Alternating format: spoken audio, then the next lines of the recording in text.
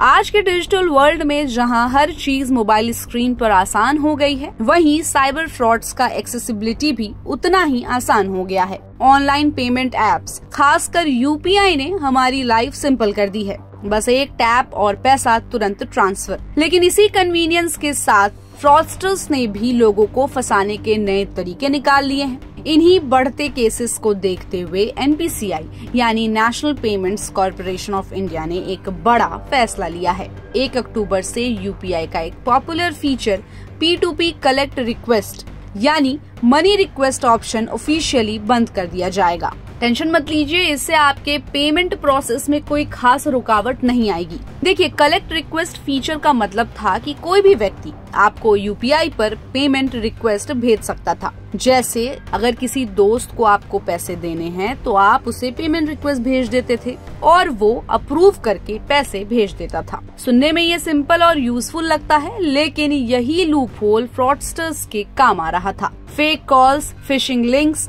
और random UPI request के जरिए लोगों से पैसे अप्रूव करवाए जाते थे। कई बार लोग बिना ध्यान दिए अप्रूव कर देते थे और अकाउंट से पैसा तुरंत निकल जाता था। साइबर फ्रॉड के बढ़ते नंबर्स ने रेगुलेटर्स को और एनपीसीआई को दोनों को अलर्ट कर दिया है।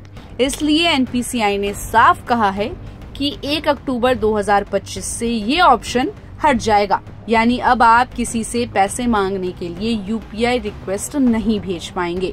अब सवाल ये है कि अगर कलेक्ट रिक्वेस्ट ऑप्शन रहेगा नहीं तो लोग पेमेंट कैसे मांगेंगे? इसका आंसर सिंपल है।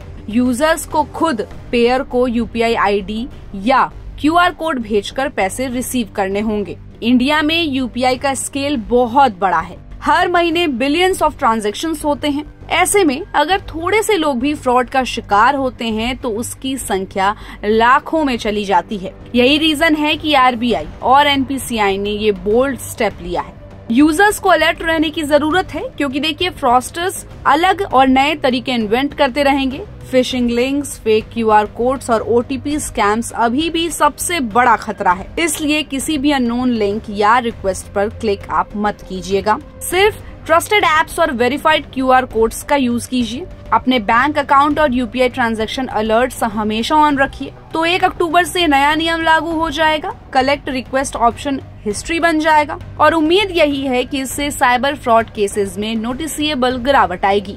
तो इस जानकारी को जल्दी से अपने फ्रेंड्स और फैमिली के साथ शेयर करें ताकि वो भी साइबर फ्रॉड से बच सके। और ऐसे ही अपडेट्स के लिए keep watching and subscribe good returns.